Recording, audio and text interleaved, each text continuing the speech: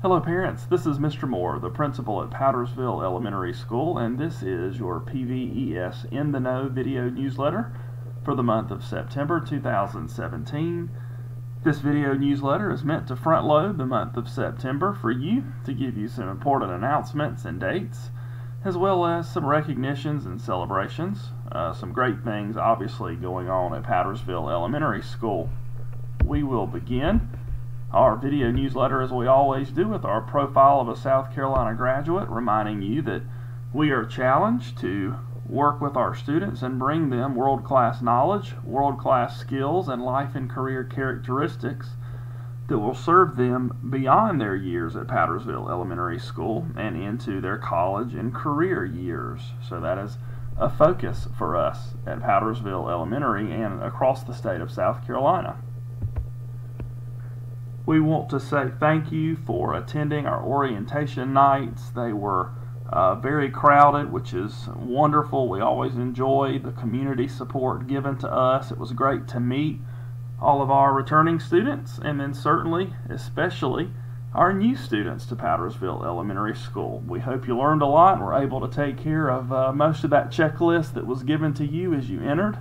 We know it was kind of a wild and crazy night, but we always enjoy being able to kick off the school year by meeting our wonderful students and families. We enjoyed the eclipse at Powdersville Elementary School, as you can see by looking at the pictures there. We know that you guys did as well. We saw a lot of pictures posted on social media of our students and families enjoying the eclipse. It was a wonderful opportunity for us to do some team building and enjoy the company of our co-workers and our staff. So we just wanted to share that with you. So let's get to some information, some frequently asked questions about morning arrival and then afternoon dismissal. First of all, doors open each day at 7:20 a.m. at Powdersville Elementary School. They do not open prior to 7:20, and students should remain in their cars until the doors are opened at 7:20. Third grade students report to their classroom and sit outside of their classrooms, while fourth and fifth grade students sit in the multipurpose room with their classes. Students are welcome to eat breakfast in the cafeteria until 7:55 a.m. At 7:50, a bell rings that signals all students to report to their homeroom, and then they must be in their room by 8 o'clock when the tardy bell rings. There is a single lane of traffic for arrival in the morning. That is well marked, and you really can use the entirety of the sidewalk to let your child out. The unloading zone stretches through that sidewalk really as far back as you see adults or patrols stationed. We will have fifth graders serving as patrols soon. You can instruct your child to use either set of double doors that are connected to that front hallway where the multipurpose room and cafeteria are.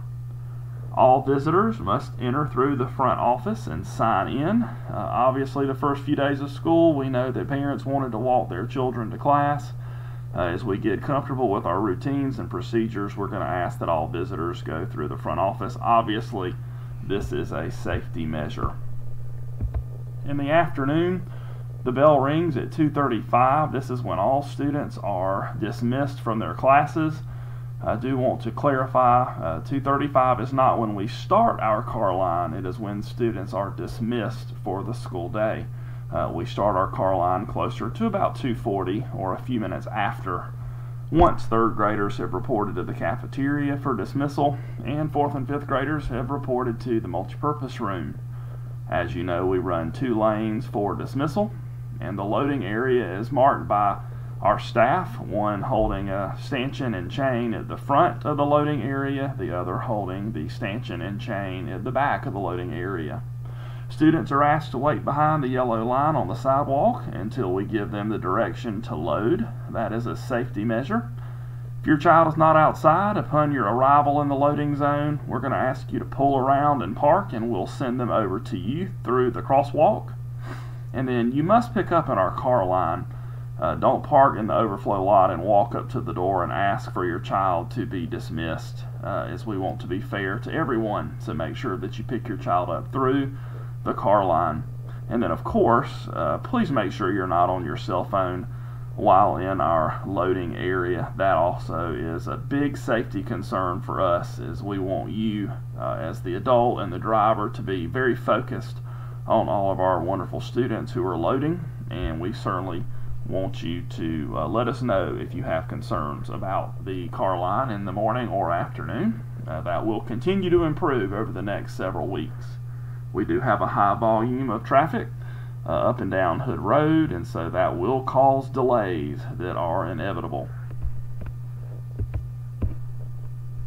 We want you to join us for lunch. We're often asked if parents can eat with their student, and that is absolutely fine. We encourage that.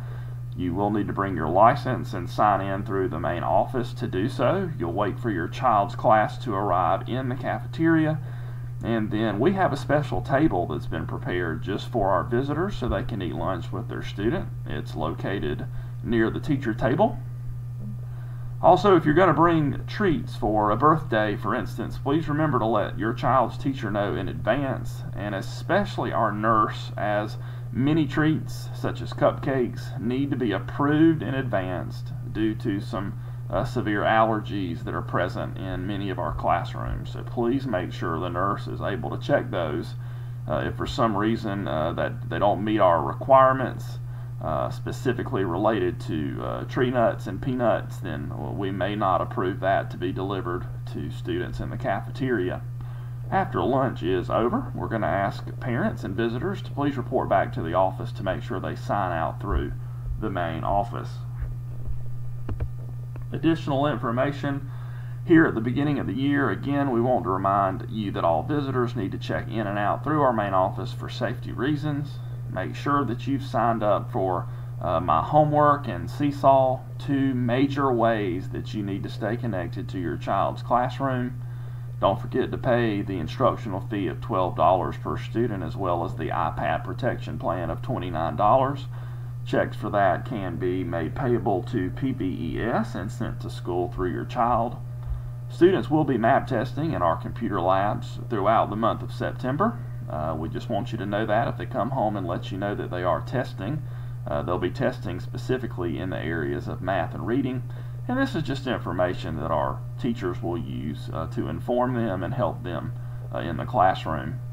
Progress report folders are sent home in each grade level, by each grade level, every other week. We'll begin that on 8:30, and then you can expect to see progress report folders at least on 9:13 and 9:27.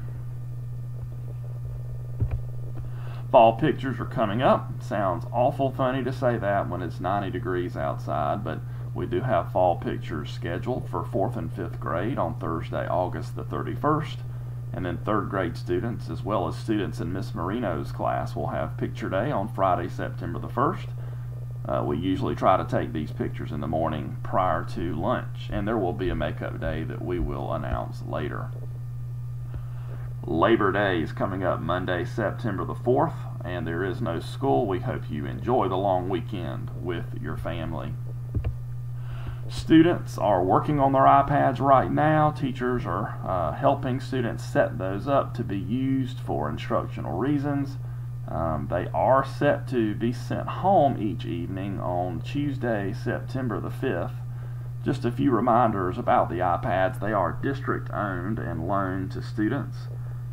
They won't be sent home until the protection plan is paid. That's $29, as we mentioned earlier. A reminder that the iPad is used for educational purposes, and we want you to report any issues or concerns related to the iPad to your child's teacher as soon as possible. We look forward to using iPads again this year. This is year 4, and our students really do a great job using this to inform them, to better their learning, to research, and as well as to communicate and connect with parents. We will be celebrating International Literacy Day at Powdersville Elementary School. That's September the 8th, and we'll post some pictures of our fun activities we have planned for this day. The book fair is coming in September. You can see the dates there, starting on September the 22nd, running through October the 3rd. Please support Mrs. Fowler and our library by purchasing items from our book fair. From our Powdersville Elementary School PTSO, we had a great start to our membership drive at our orientation nights, but we're not done yet. Please consider the multiple levels of giving if you've not already joined. I'll show you a slide in a moment with those levels, but we've got some great events that you can count on each month that we want you to participate in. It's a fun, easy ways to participate with PTSO and support our school. That begins on Friday, the 1st of September. We have a Chick-fil-A biscuit sale. Flyers were sent home about this already. The 12th and the 13th of September, we have our Papa John's Dollars for Dough program. We just want you to go and purchase pizza from Papa John's for your family that night, and then just send us the receipts. And when we submit those receipts to Papa John's, we'll receive a portion of the profit. And then our skate night, our school leads the way when it comes to attendance for skate night. Our first one's coming up on the 21st from 6 to 8 p.m. It's at the Roller Time Family Skate Center there in Piedmont. For this skate night, we're going to ask you to wear your favorite team jersey, and then as always, we'll have some faculty and staff there to have a great time with our students. Don't forget skate night. Again, we lead the way and have the best attendance every month at skate night among many schools that use Roller Time for their skate night events.